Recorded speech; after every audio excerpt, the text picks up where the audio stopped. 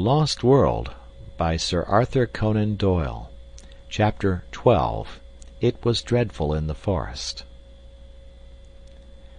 I have said, or perhaps I have not said, for my memory plays me sad tricks these days, that I glowed with pride when 3 such men as my comrades thanked me for having saved, or at least greatly helped, the situation. As the youngster of the party, not merely in years, but in experience, character, knowledge, and all that goes to make a man, I had been overshadowed from the first. And now I was coming into my own. I warmed at the thought. Alas, for the pride which goes before a fall!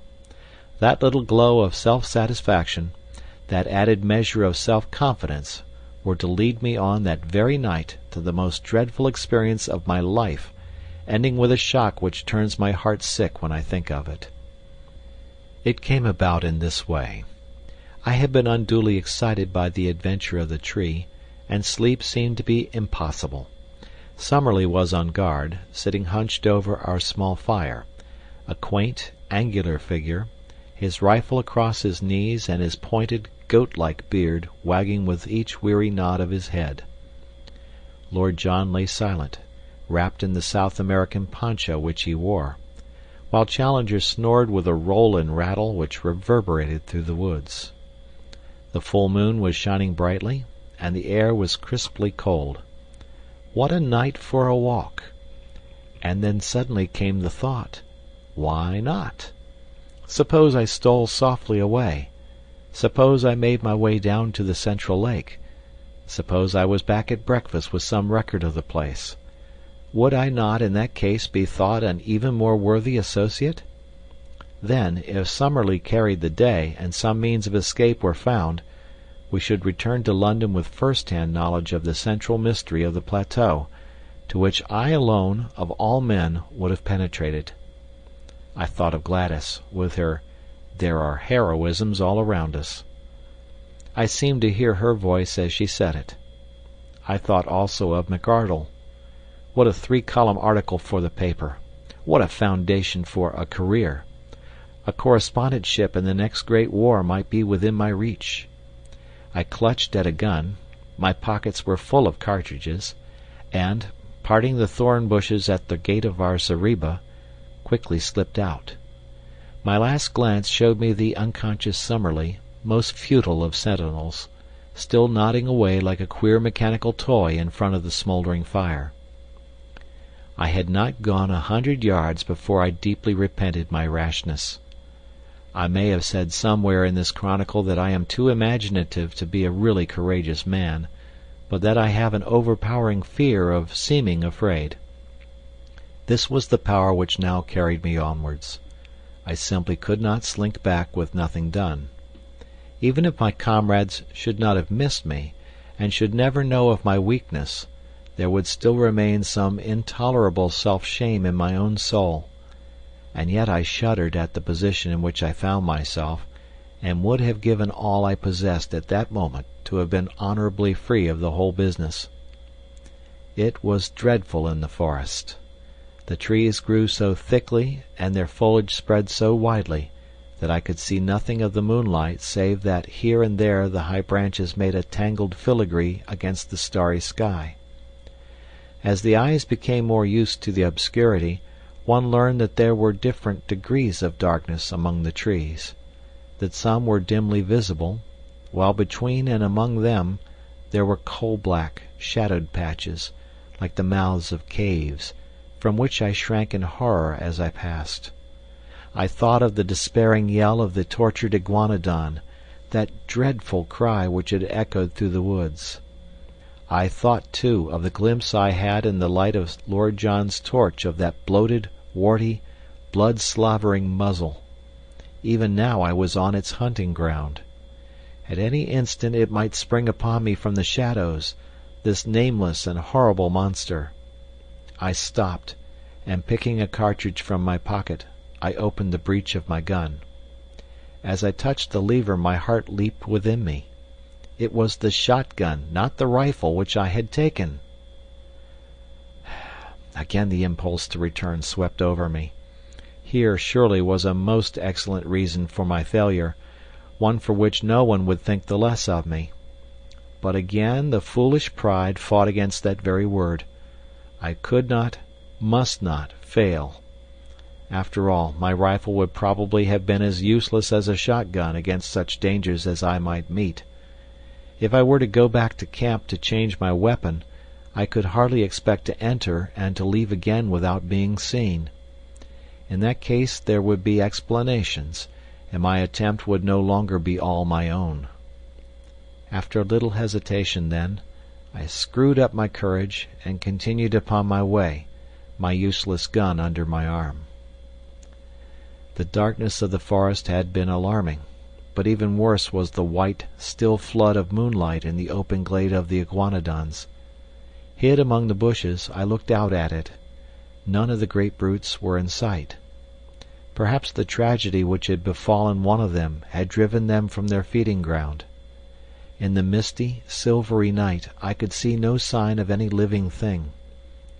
Taking courage, therefore, I slipped rapidly across it, and among the jungle on the farther side I picked up once again the brook which was my guide.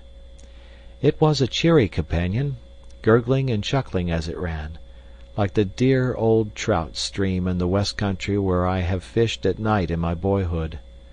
So long as I followed it down I must come to the lake, and so long as I followed it back I must come to the camp. Often I had to lose sight of it on account of the tangled brushwood, but I was always within earshot of its tinkle and splash. As one descended the slope, the woods became thinner, and bushes, with occasional high trees, took the place of the forest. I could make good progress, therefore, and I could see without being seen. I passed close to the pterodactyl swamp, and as I did so, with a dry, crisp, leathery rattle of wings, one of these great creatures, it was 20 feet at least from tip to tip, rose up from somewhere near me and soared into the air. As it passed across the face of the moon, the light shone clearly through the membranous wings, and it looked like a flying skeleton against the white tropical radiance. I crouched low among the bushes, for I knew from past experience that with a single cry the creature could bring 100 of its loathsome mates about my ears. It was not until it had settled again that I dared to steal onwards upon my journey. The night had been exceedingly still, but as I advanced I became conscious of a low, rumbling sound, a continuous murmur, somewhere in front of me.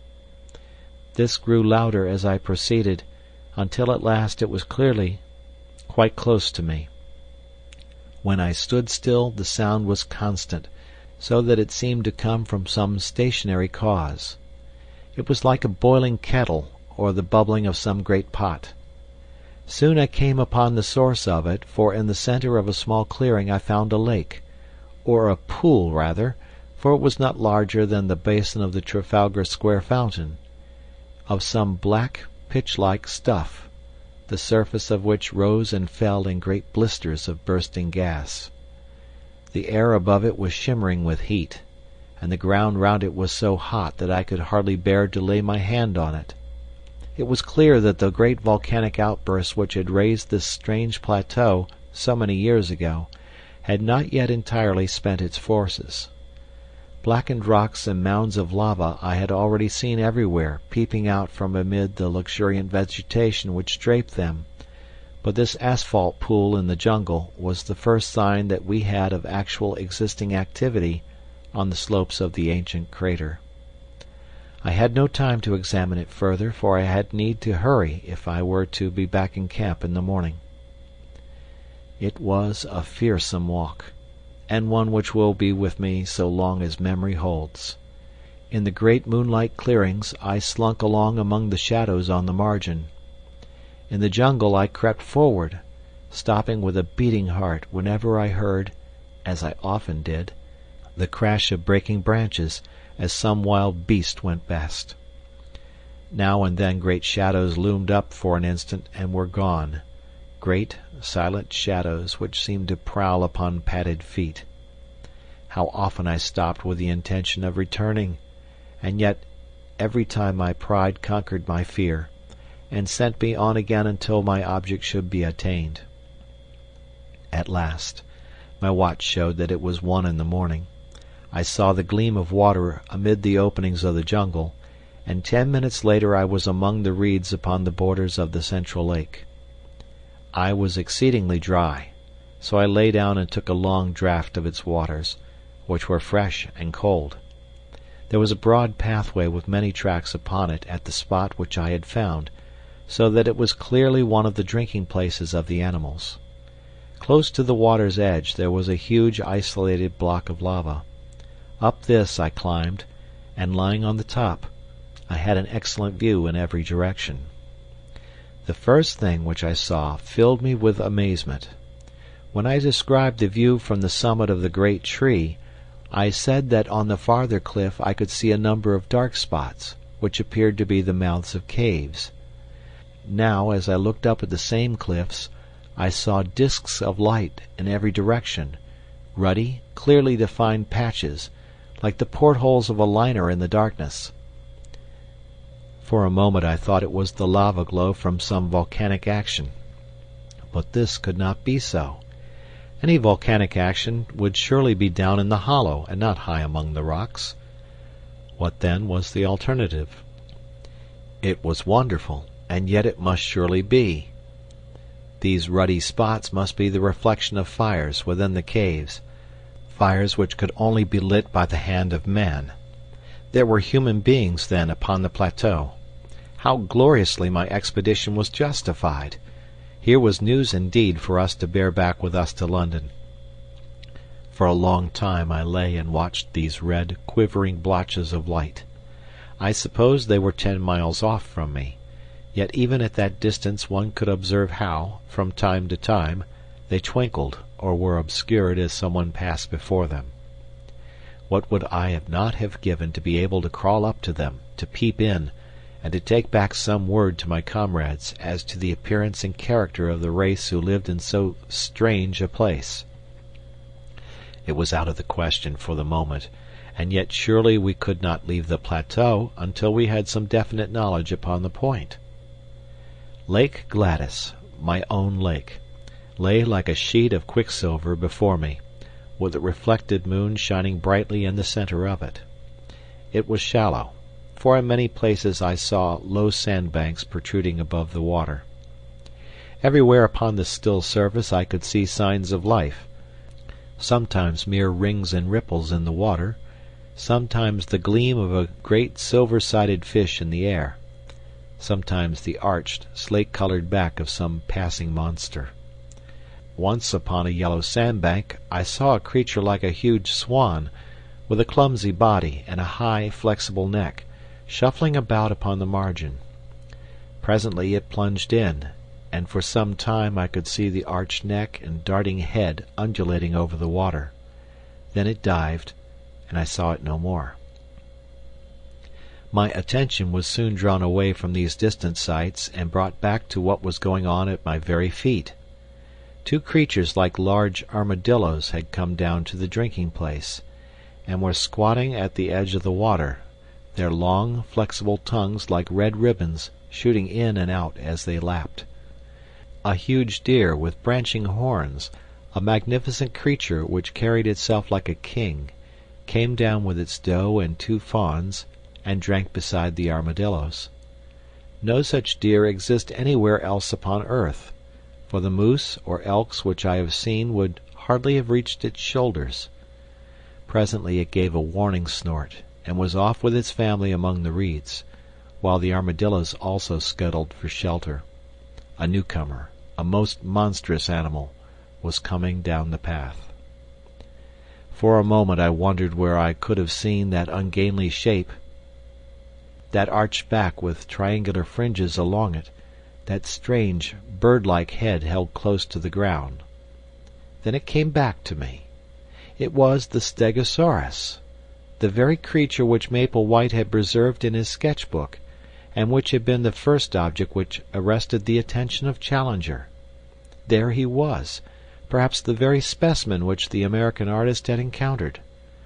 The ground shook beneath his tremendous weight, and his gulpings of water resounded through the still night. For 5 minutes he was so close to my rock that by stretching out my hand I could have touched the hideous waving hackles upon his back. Then he lumbered away and was lost among the boulders. Looking at my watch, I saw that it was 2:30 o'clock, and high time, therefore, that I started upon my homeward journey. There was no difficulty about the direction in which I should return, for all along I had kept the little brook upon my left, and it opened into the central lake within a stone's throw of the boulder upon which I had been lying. I set off, therefore, in high spirits, for I felt that I had done good work and was bringing back a fine budget of news for my companions. Foremost of all, of course, were the sight of the fiery caves and the certainty that some troglodytic race inhabited them. But besides that I could speak from experience at the central lake. I could testify that it was full of strange creatures, and I had seen several land forms of primeval life which we had not before encountered. I reflected as I walked that few men in the world could have spent a stranger night, or added more to human knowledge in the course of it. I was plodding up the slope, turning these thoughts over in my mind, and had reached a point which might have been half-way to home, when my mind was brought back to my own position by a strange noise behind me. It was something between a snore and a growl, low, deep, and exceedingly menacing. Some strange creature was evidently near me, but nothing could be seen, so I hastened more rapidly upon my way. I had traversed 1/2 mile or so when suddenly the sound was repeated, still behind me, but louder and more menacing than before. My heart stood still within me as it flashed across me that the beast, whatever it was, must surely be after me. My skin grew cold, and my hair rose at the thought. That these monsters should tear each other to pieces was a part of the strange struggle for existence, but that they should turn upon modern man, that they should deliberately track and hunt down the predominant human, was a staggering and fearsome thought. I remembered again the blood-beslobbered face which we had seen in the glare of Lord John's torch, like some horrible vision from the deepest circle of Dante's hell. With my knees shaking beneath me, I stood and glared with staring eyes down the moonlit path which lay behind me. All was quiet, as in a dream landscape. Silver clearings and the black patches of the bushes, nothing else could I see. Then, from out of the silence, imminent and threatening, there came once more that low, throaty croaking, far louder and closer than before. There could no longer be a doubt. Something was on my trail, and was closing in upon me every minute. I stood like a man paralyzed, still staring at the ground which I had traversed. Then suddenly I saw it. There was movement among the bushes at the far end of the clearing which I had just traversed. A great dark shadow disengaged itself, and hopped out into the clear moonlight. I say hopped advisedly, for the beast moved like a kangaroo, springing along in an erect position upon its powerful hind legs, while its front ones were held bent in front of it. It was of enormous size and power, like an erect elephant, but its movements, in spite of its bulk, were exceedingly alert. For a moment, as I saw its shape, I hoped that it was an iguanodon, which I knew to be harmless, but ignorant as I was, I soon saw that this was a very different creature. Instead of the gentle, deer-shaped head of the great three-toed leaf-eater, this beast had a broad, squat, toad-like face like that which had alarmed us in our camp. His ferocious cry and the horrible energy of his pursuit both assured me that this was surely one of the great flesh-eating dinosaurs, the most terrible beasts which have ever walked this earth. As the huge brute loped along it dropped forward upon its forepaws, and brought its nose to the ground every 20 yards or so. It was smelling out my trail. Sometimes, for an instant, it was at fault. Then it would catch it up again, and come bounding swiftly along the path I had taken. Even now when I think of that nightmare, the sweat breaks out upon my brow. What could I do? My useless fowling piece was in my hand. What help could I get from that? I looked desperately round for some rock or tree, but I was in a bushy jungle with nothing higher than a sapling within sight, while I knew that the creature behind me could tear down an ordinary tree as though it were a reed. My only possible chance lay in flight. I could not move swiftly over the rough broken ground, but as I looked round me in despair I saw a well-marked, hard-beaten path which ran across in front of me. We had seen several of the sort, the runs of various wild beasts, during our expeditions. Along this I could perhaps hold my own, for I was a fast runner, and in excellent condition. Flinging away my useless gun, I set myself to do such a half-mile as I have never done before or since. My limbs ached, my chest heaved, I felt that my throat would burst for want of air, and yet, with that horror behind me, I ran, and I ran, and ran. At last I paused, hardly able to move. For a moment I thought that I had thrown him off. The path lay still behind me. And then suddenly, with a crashing and a rending, a thudding of giant feet and a panting of monster lungs, the beast was upon me once more. He was at my very heels. I was lost. Madman that I was to linger so long before I fled. Up to then he had hunted by scent, and his movement was slow. But he had actually seen me as I started to run. From then onwards he had hunted by sight, for the path showed him where I had gone. Now as he came round the curve he was springing in great bounds. The moonlight shone upon his huge projecting eyes, the row of enormous teeth in his open mouth, and the gleaming fringe of claws upon his short, powerful forearms. With a scream of terror I turned and rushed wildly down the path. Behind me the thick, gasping breathing of the creature sounded louder and louder. His heavy footfall was beside me. Every instant I expected to feel his grip upon my back. And then suddenly there came a crash. I was falling through space, and everything beyond was darkness and rest. As I emerged from my unconsciousness, which could not, I think, have lasted more than a few minutes, I was aware of a most dreadful and penetrating smell. Putting out my hand in the darkness I came upon something which felt like a huge lump of meat, while my other hand closed upon a large bone.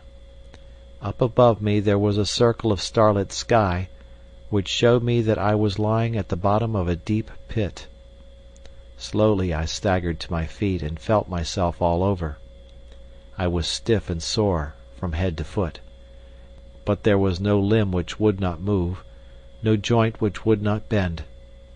As the circumstances of my fall came back into my confused brain, I looked up in terror, expecting to see that dreadful head silhouetted against the paling sky. There was no sign of the monster, however, nor could I hear any sound from above. I began to walk slowly round, therefore, feeling in every direction to find out what this strange place could be into which I had so opportunely precipitated.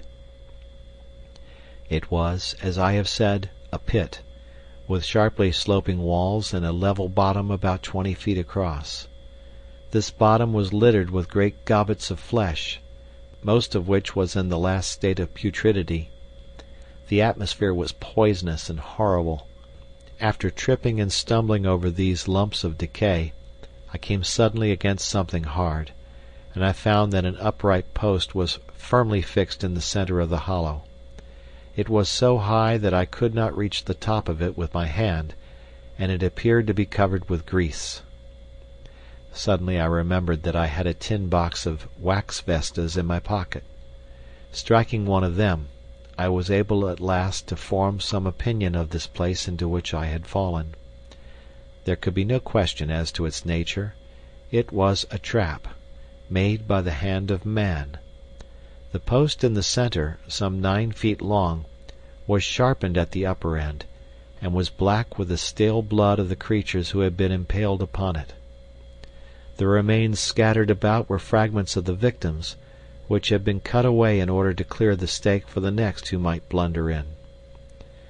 I remembered that Challenger had declared that man could not exist upon the plateau, since with his feeble weapons he could not hold his own against the monsters who roamed over it.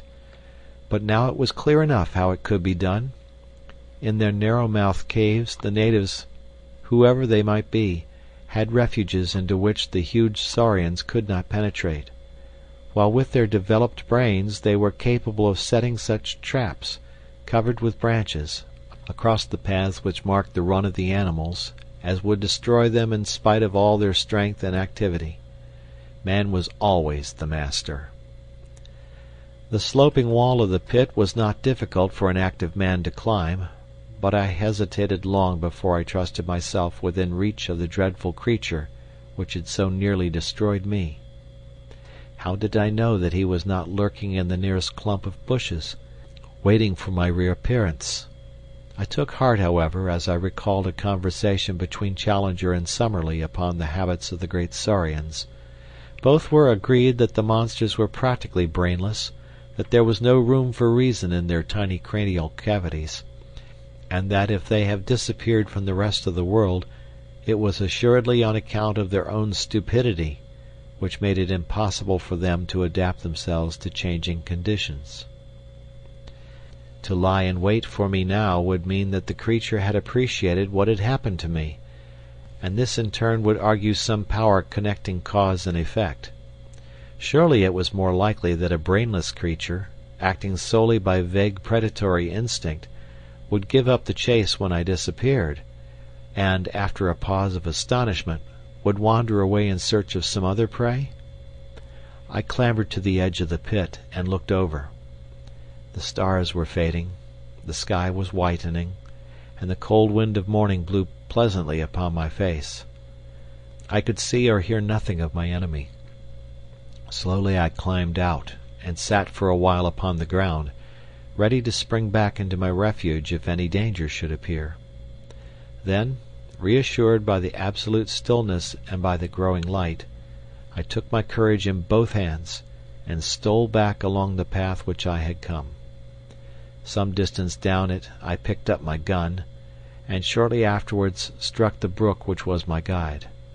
So, with many a frightened backward glance, I made for home. And suddenly there came something to remind me of my absent companions. In the clear, still morning air there sounded far away the sharp, hard note of a single rifle shot. I paused and listened, but there was nothing more. For a moment I was shocked at the thought that some sudden danger might have befallen them, but then a simpler and more natural explanation came to my mind. It was now broad daylight. No doubt my absence had been noticed. They had imagined that I was lost in the woods, and had fired this shot to guide me home. It is true that we had made a strict resolution against firing, but if it seemed to them that I might be in danger they would not hesitate. It was for me now to hurry on as fast as possible, and so to reassure them. I was weary and spent, so my progress was not so fast as I wished, but at last I came into regions which I knew. There was the swamp of the pterodactyls upon my left. There in front of me was the glade of the iguanodons. Now I was in the last belt of trees which separated me from Fort Challenger. I raised my voice in a cheery shout to allay their fears. No answering greeting came back to me. My heart sank at that ominous stillness. I quickened my pace into a run. The zareba rose before me, even as I had left it, but the gate was open. I rushed in. In the cold morning light it was a fearful sight which met my eyes. Our effects were scattered in wild confusion over the ground. My comrades had disappeared, and close to the smouldering ashes of our fire the grass was stained crimson with a hideous pool of blood. I was so stunned by this sudden shock that for a time I must have nearly lost my reason. I have a vague recollection, as one remembers a bad dream, of rushing about through the woods all round the empty camp, calling wildly for my companions. No answer came back from the silent shadows.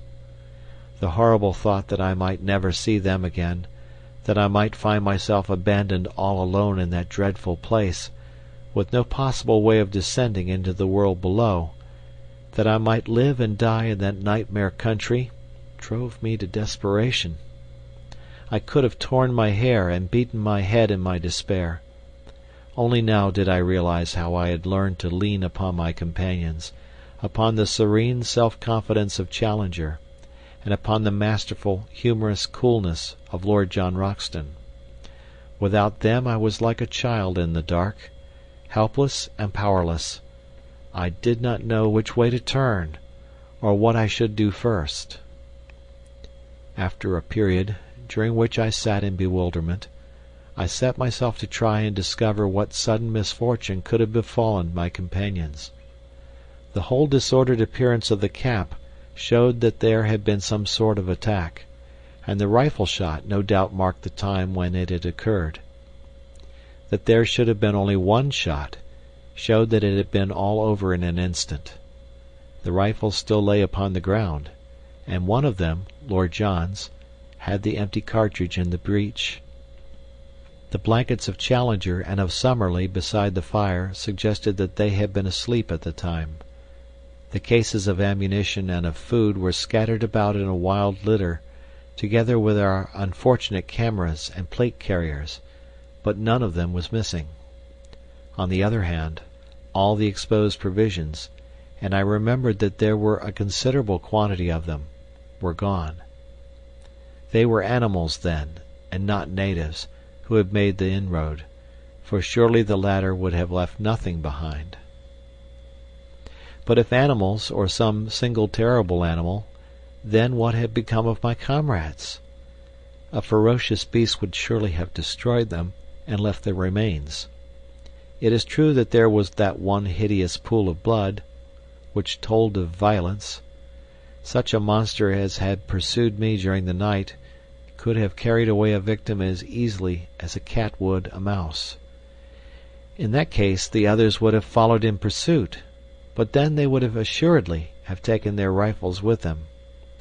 The more I tried to think it out with my confused and weary brain, the less could I find in any plausible explanation. I searched round in the forest, but could see no tracks which could help me to a conclusion. Once I lost myself, and it was only by good luck, and after an hour of wandering, that I found the camp once more. Suddenly a thought came to me, and brought some little comfort to my heart. I was not absolutely alone in the world. Down at the bottom of the cliff, and within call of me, was waiting the faithful Zambo. I went to the edge of the plateau and looked over. Sure enough, he was squatting among his blankets beside his fire in his little camp. But, to my amazement, a second man was seated in front of him. For an instant my heart leaped for joy, as I thought that one of my comrades had made his way safely down. But a second glance dispelled the hope. The rising sun shone red upon the man's skin. He was an Indian. I shouted loudly and waved my handkerchief.